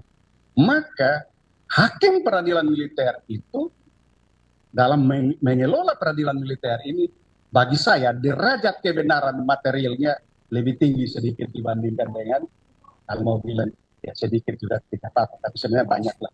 Kalau kita dalami pasal-pasalnya jauh lebih banyak dibandingkan dengan di pengadilan umum.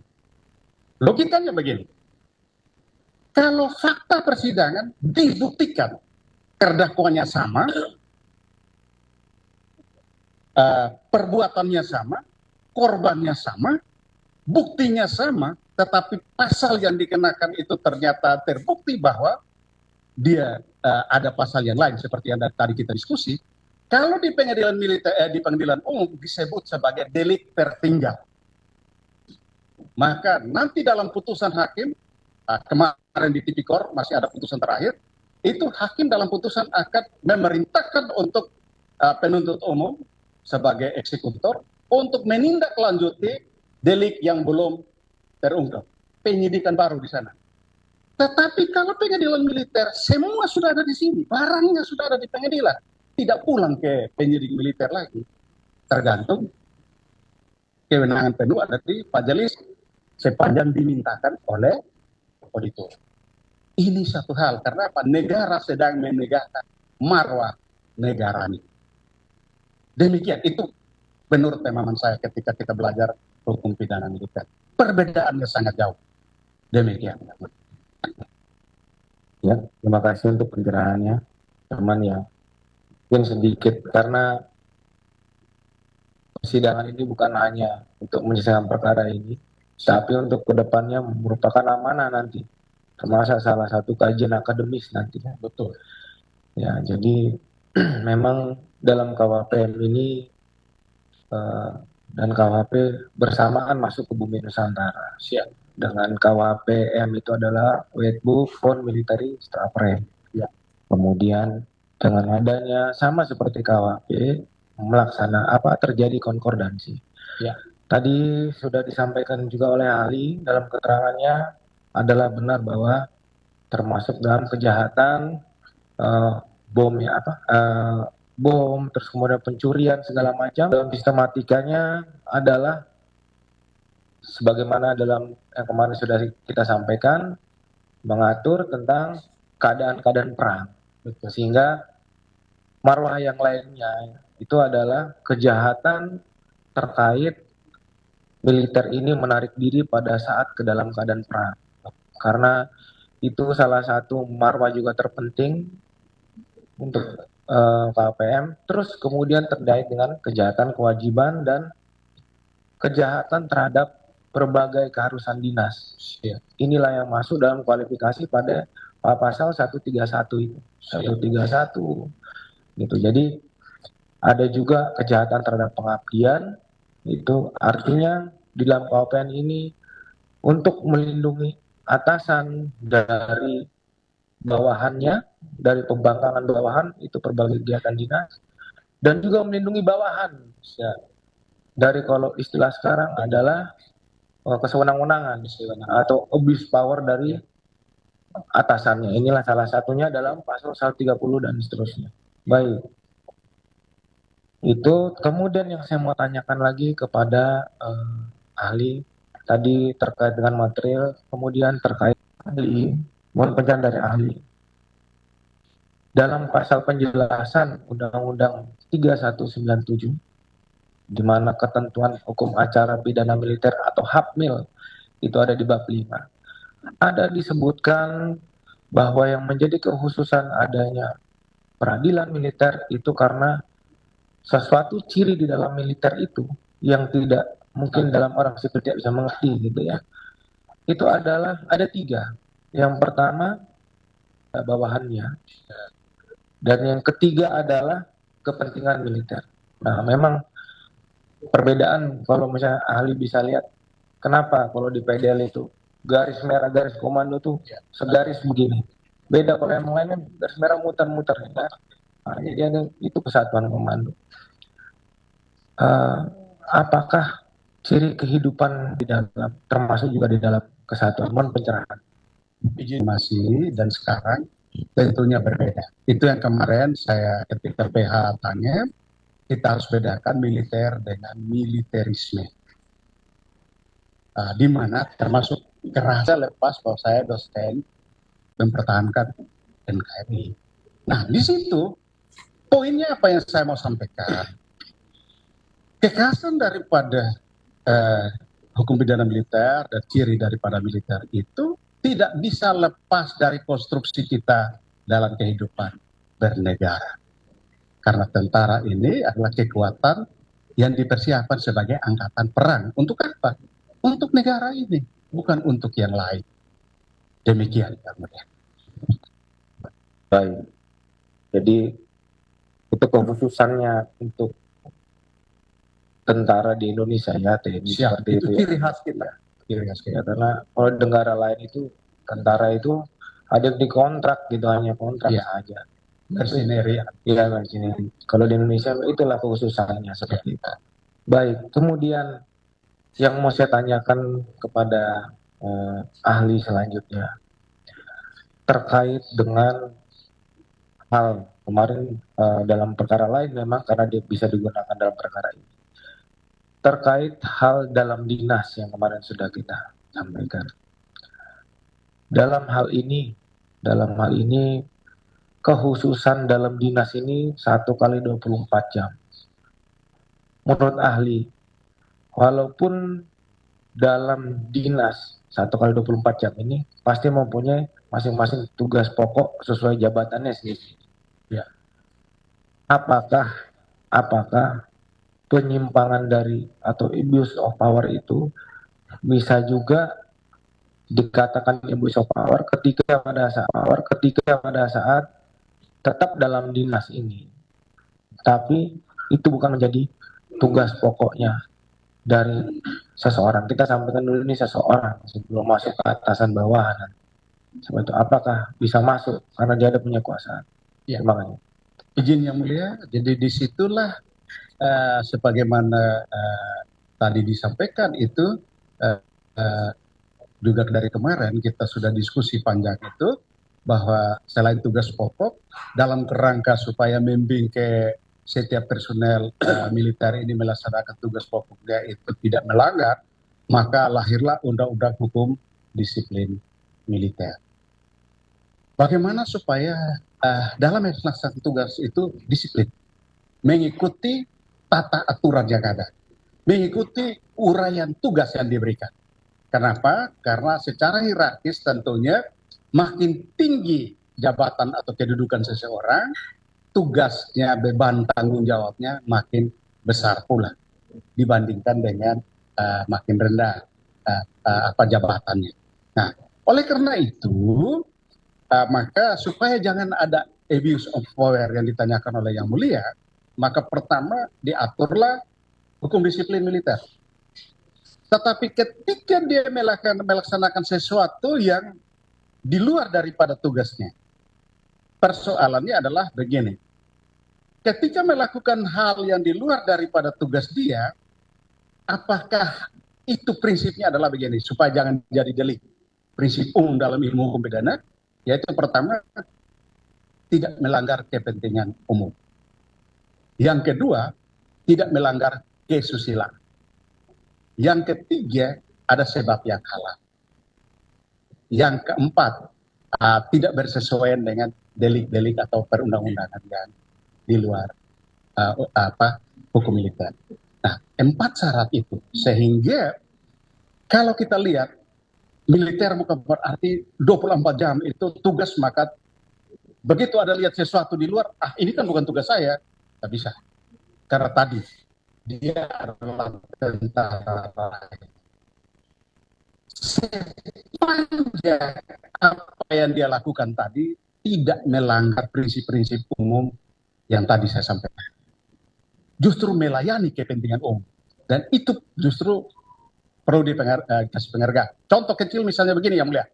Banyak viral dan saya kira beberapa waktu yang lalu pimpinan TNI memberi penghargaan kepada sejumlah anggota personel ya. Misalnya di jalan melihat ada kejahatan. Sesungguhnya bukan domainnya dia. Itu kan domainnya teman-teman penegak hukum di pidana umum. Tetapi begitu dia lihat, dia terpanggil sebagai tentara rakyat, melindungi kepentingan. Nanti setelah itu baru dia rujuk kepada pihak yang berwajib. Nah, tindakan itu viral di media sosial dan yang bersangkutan mendapat penghargaan. Itu melakukan di luar tugas, tetapi justru melayani kepentingan umum. Kira-kira ilustrasi demikian yang mulia.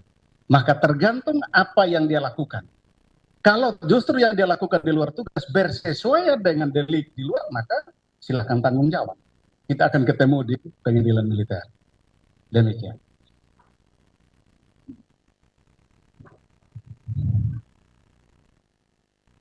Baik, pertanyaan terakhir saya terkait dengan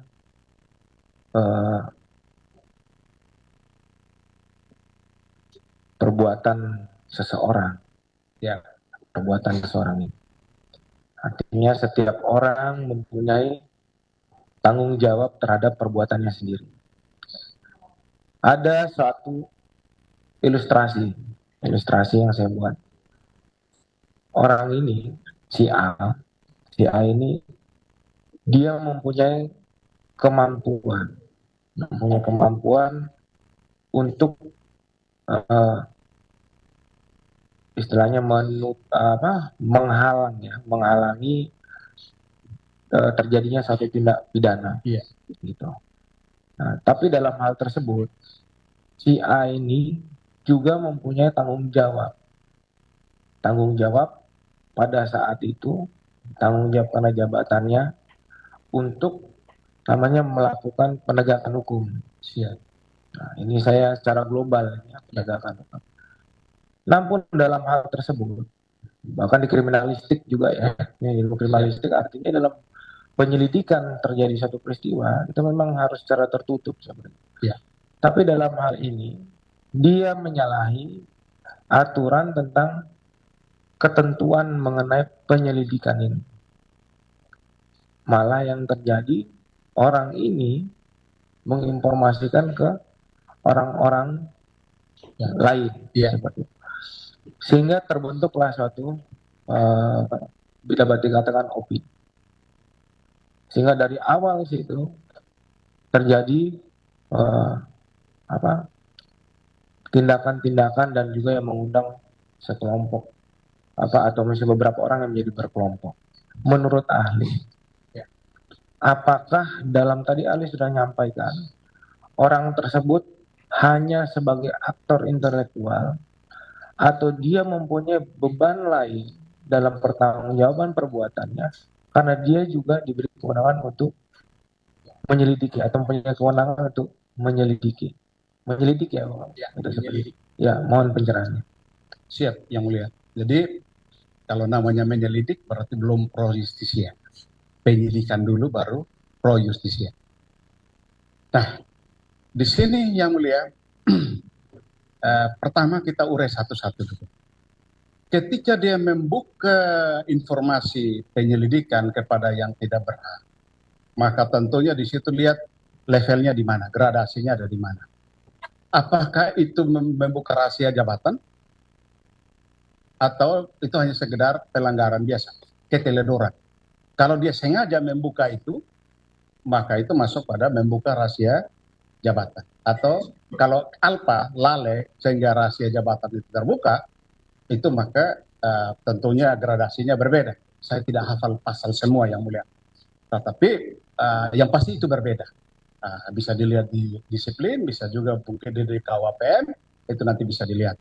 Nah, ketika dia sengaja membuka itu, maka nanti kita lihat relasi antara informasi yang dia buka itu dengan terbentuknya kelompok yang tadi yang Mulia tanyakan, apakah itu kemudian membentuk niat daripada kelompok itu untuk melakukan sesuatu yang bertentangan dengan hukum atau tidak? Di sini ada hal yang perlu kita pahami baik-baik. Bisa saja itu masuk kepada pasal 55 kedua, yaitu penghasutan. Itu ayat 1 kedua itu Whitlocker. Ya, jadi pertama dia tidak punya relasi langsung dengan kelompok yang terbentuk. Tetapi dia memahami bahwa dengan informasi yang dia bagikan ini, maka orang akan tersulut untuk melakukan sesuatu. Ibarat sederhana, ilustrasi sederhananya begini. Sudah tahu itu adalah api yang sedang menyala di sana, tapi dia siram bensin. Itu artinya, ya kalau bahasa populer kita bilang ini provokator. Ya, memprovok orang untuk melakukan sesuatu. Kalau bahasa hukumnya Whitlocker, penganjur, penghasut, kan begitu. Ya, tapi tergantung relasi, karena penghasutan itu ada ukurannya, yaitu apa yang mereka lakukan itu harus bersesuaian dengan informasi yang dibagi, yang dikeluarkan, hasutan yang diberikan. Kalau menghasut tentang A, mereka melakukan B, itu berarti bukan bagian daripada tanggung jawab penghasut. Kira-kira sederhananya begitu yang. Baik, cukup. Terima kasih untuk keterangan. Silakan ahli miringkan kursinya menghadap penasihat hukum. Silakan penasihat hukum.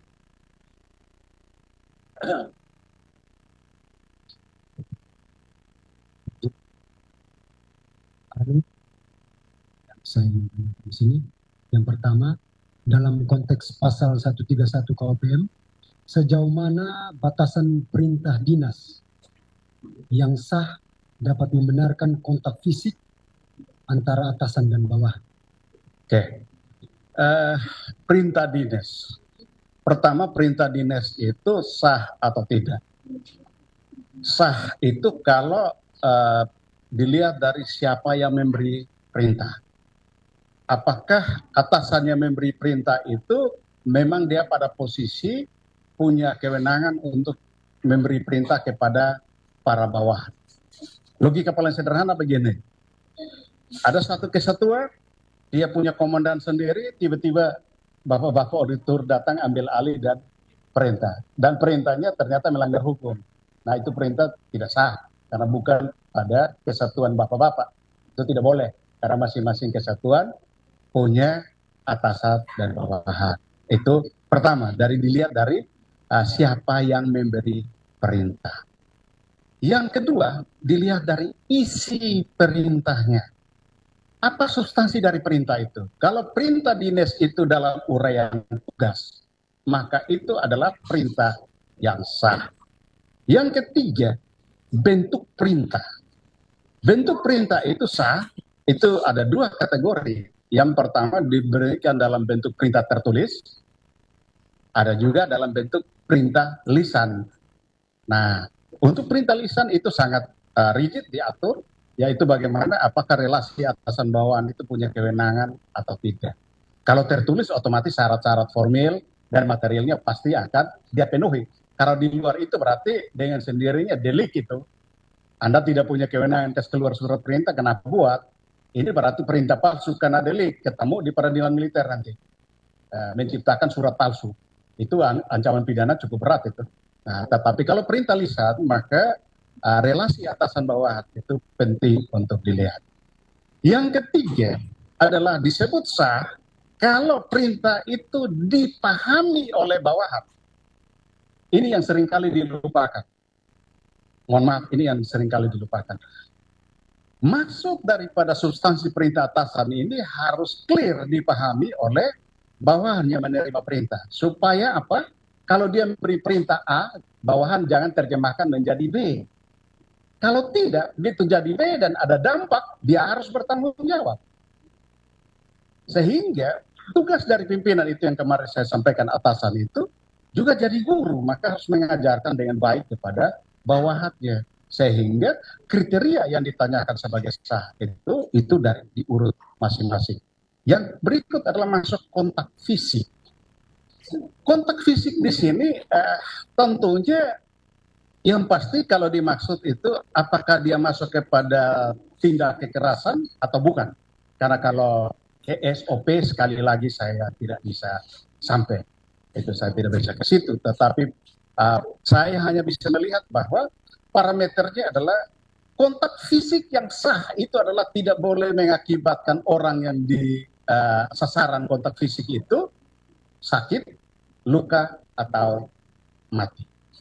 Itu parameter undang-undang saja. Kalau ke yang aturan lebih teknis ya saya angkat tangan. Kami tidak tahu begitu. Demikian kalau tidak belajar.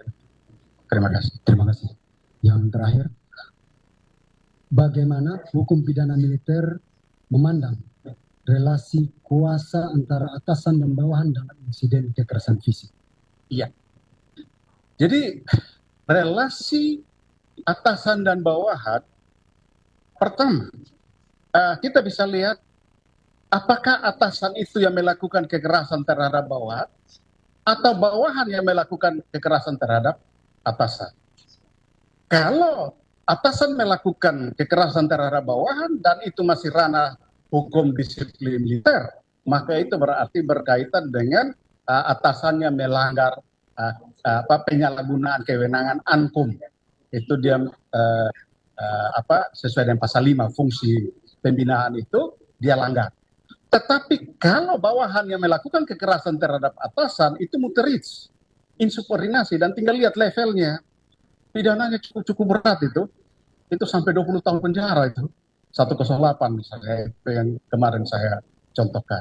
Oleh karena itu kekerasan di sini yang ditanyakan PH tergantung dalam relasi atasan bawahan itu kekerasan itu dilakukan atasan kepada bawahan atau bawahan kepada atasan. Kalau atasan kepada bawahan berarti penyalahgunaan kewenangan sebagai ANKUM. Melewati batas berarti sampai ke pasal 131. Tapi kalau bawahan kepada atasan itu otomatis subordinasi. Demikian. Terima kasih. Baik, Bapak Ahli, terima kasih atas penjelasannya semuanya ya. Saya ingin ada gambaran dan kepastian dalam mungkin persepsi saya ya. Ini untuk menjawab, untuk membedakan antara niat baik sama niat jahat ya. Nah, karena pada intinya tertuang dalam hati seseorang kan gitu ya. Apakah niat baik atau menjadi niat jahat dilihat dari sebab akibat, akhirnya menjadi akibat orang akhirnya menjustis, oh itu memang niat jahat kan seperti itu. Kita ilustrasikan, ada satu keluarga di situ ada mendidik anak supaya anak ini berbakti sama orang tua kan seperti itu ya. Ternyata anak ini kan ada sedikit nyeleneh atau sifat karakteristiknya udah mulai membelok lah. Nah, di situ orang tua meluruskan, kan niatnya baik, meluruskan supaya suatu saat besar nanti berbakti sama orang tua. Tidak banyak sekarang viral begitu, udah besar anak membunuh orang tua, nah seperti itu. Kemudian ada lagi ilustrasi kaitan dengan seorang anak didik di sekolah, ketika dinasihati atau mungkin pada saat melakukan pendidikan di situ, dia agak sedikit nakal atau mungkin ada kenakalan yang sifatnya ya, fatal. Guru menampar murid. Betul, seperti itu. Padahal niatnya baik, tapi katanya endingnya atau perbuatannya akibatnya itu seperti itu, akhirnya muncul pidananya. Nah, dikembalikan lagi kepada perkara sekarang ini. Nah, di sini kan niatnya baik, supaya ini anak ini menjadi lurus. Ternyata fatal, Tuhan berkata lain kan itu ya. Nah, bagaimana menyikapi, melihat dari niat tersebut dalam hati seseorang? Ya, izin yang mulia. Jadi disitulah hukum namanya niat itu, kemudian maksud, okmer, segala macam yang ada di dalam diri. Itu semua kan harus diukur secara nyata dengan cara apa. Yang pertama berdasarkan perbuatan, faith. Makanya kita kenal adanya delik formil. Yang paling penting adalah niat itu sudah diwujudkan dalam perbuatan. Bahwa mendatangkan akibat atau tidak, bukan soal. Yang penting sudah diwujudkan dalam tindakan nyata. Maka itu sudah terpenuhi kalau delik formil. Nah, kemudian misalnya begini, saya maki-maki Bapak di depan umum. Bagi Bapak, kalau orang Kupang kan, mohon maaf, saya ambil contoh. Kode ini, bagi kita orang Kupang itu keakraban. Atau orang Jawa, Janju, itu keakraban. Tetapi bagi publik, kalau mereka merasa bahwa itu satu yang tidak sopan, apalagi disiarkan begini, saya bisa kena ITE. Bahwa menyampaikan sesuatu yang tidak pantas di ruang publik. Nah, sehingga di situ perbuatan. Bapak malah senang-senang dengan saya, peluk-pelukan dengan saya, karena kita sahabatan baru ketemu kan begitu. Tapi publik melihat itu, dan hari ini juga banyak yang begitu. Ketika mengkritik si A, pejabat si A, orang lain merasa sebagai pendukung pejabat itu, lapor ke polisi. Padahal si pejabat sendiri tidak merasa dihina. Nah ini kan, itulah. Sehingga ya itu formil. Yang kedua, delik material akibat seperti 131. Maka tergantung akibat. Terus kuncinya di mana ya, Yang Mulia? Kita Indonesia kan negara hukum. Dan kemudian kita di dalam KUHP kita menganut asas legalitas. Dulum delictum sine praevalere lege penali. Artinya apa? Sepanjang yang nggak ada ditulis itulah kesepakatan kita. Jadi perbuatan kita kalau bersesuaian dengan apa yang ditulis di undang-undang, maka dipandang itu satu yang tidak baik. Padahal meskipun saya kan tidak maksud begitu, saya tidak berniat begitu. Tapi perbuatan bersesuaian dengan undang-undang. Nanti disampaikan di persidangan, baru masuk alasan meringankan atau alasan memberatkan oleh hakim. Tapi seringkali juga yang tadi guru tempeleng, kemudian muncullah kebijakan publik, stop itu proses. Nah, tak apa, tapi itu kebijakan dari orang yang berwenang untuk menutup perkara itu. Kalau tidak berwenang tidak boleh juga, karena itu berarti mengintervensi proses hukum, dan itu tidak boleh karena kita negara hukum. Kira-kira demikian Yang Mulia, tergantung kasusnya. Terima kasih Bapak Ali. Cukup Yang Mulia. Baik, Bapak Auditor, ada lagi yang mau ditanyakan? Cukup ya, jam anggota 1, jam anggota 2, ya, cukup ya. Baik, para terdakwa, ada yang ditanyakan kepada ahli, ada yang mau bertanya? Silakan, terdakwa 6 ya? 7 ya? Oh ya, 1. Oke, silakan, terdakwa 7. Siap, terima kasih untuk kesempatan yang telah diberikan kepada saya. Mohon izin Yang Mulia, Bapak Auditor, Bapak PH, Bapak Ahli. Dalam permasalahan yang sedang kami hadapi ini, apakah hukuman yang diberikan kepada masing-masing terdakwa berdasarkan tindakan yang dilakukan kepada masing-masing korban? Misalnya, saya melakukan penjauhan terhadap Brother Richard dan tidak terhadap almarhum. Bagaimana proses hukum yang akan diberikan? Pertanyaan saya, apakah disamaratakan atau sesuai perbuatannya? Baik, ahli ya. Ya, ada pertanyaan dari terdakwa, tapi pertanyaannya bukan ke kasus posisi ya. Ya. Ini hanya sebatas pengetahuannya. Jadi jawabannya adalah jawaban yang global, ya, secara teoritis. Ya. Siap. Silakan duduk.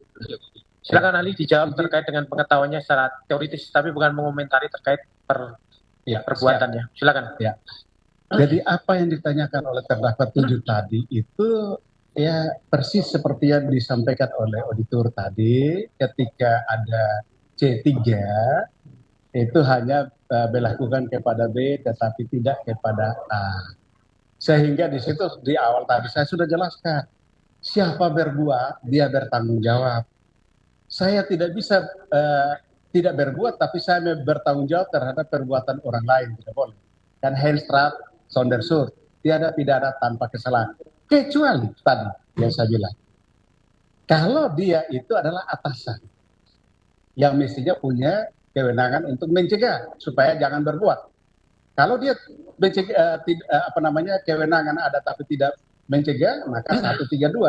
kemudian dia bertanggung jawab untuk kepada si B karena dia menyentuh si B, tapi terhadap si A dia hanya 132. 131 kenanya di si B. Nah, tapi kalau dia ternyata dia junior, bahkan paling bawah, maka tadi saya katakan, dia korban. Karena terpaksa harus menyaksikan suatu kejadian yang tidak layak untuk dia saksikan. Itu kira-kira begitu kan tadi sudah saya uraikan panjang lebar. Ada lagi terdakwa 7? Siap, izin cukup. Cukup. Yang lain, terdakwa yang lain? Tidak ada. Baik, atas keterangan ahli, para terdakwa membenarkan semua atau ada yang disangkal. Ini terkait dengan pengetahuan ahli ya, bukan mengomentari kasus, posisi, perbuatan per perbuatan. Ada yang menyangkal atau membenarkan seluruhnya? Membenarkan seluruhnya ya, ini terkait pengetahuan ahli ya. Baik, ahli, terima kasih ya sudah hadir di persidangan. Keterangan yang diberikan sangat membantu terkait dalam kasus perkara ini ya. Selanjutnya mungkin besok masih ya Bapak Auditor ya? Masih ada satu lagi ya. Mungkin saya harapkan kehadirannya untuk besok untuk memberikan keterangan dalam berkas perkara yang berbeda. Sangat terdakwanya dalam perkara ini berkasnya disebut dipisah-pisah sesuai dengan perbuatannya masing-masing dan tanggal perbuatannya, tempus locusi, tempus waktu perbuatannya. Baik, ahli silakan berdiri. Siap. Baik. Baik, Bapak Auditor, agar ahli dibawa ke luar ruang sidang. Tugas bahwa ahli mengelola sidang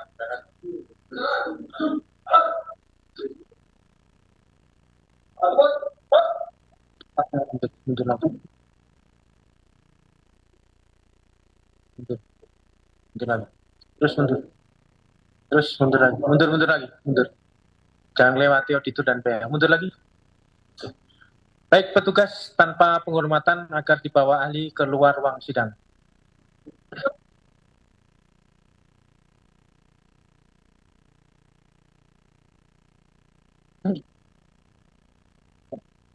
Baik, Bapak Auditor, untuk saksi berikutnya mau diperiksa langsung atau mau break dulu? Break dulu ya. Pak Pea, kita break dulu. Kita sepakati jam berapa breaknya? Setengah dua kita mulai. Baik. Bapak Pea, kita break ya sampai 1:30, nanti kita mulai lagi persidangan. Sidang saya skos, nanti 1:30 kita buka lagi dalam posisi yang seperti ini ya. Baik, sidang saya nyatakan di skos, nanti dibuka lagi pada pukul 1:30 siang. Sidang saya nyatakan di skos.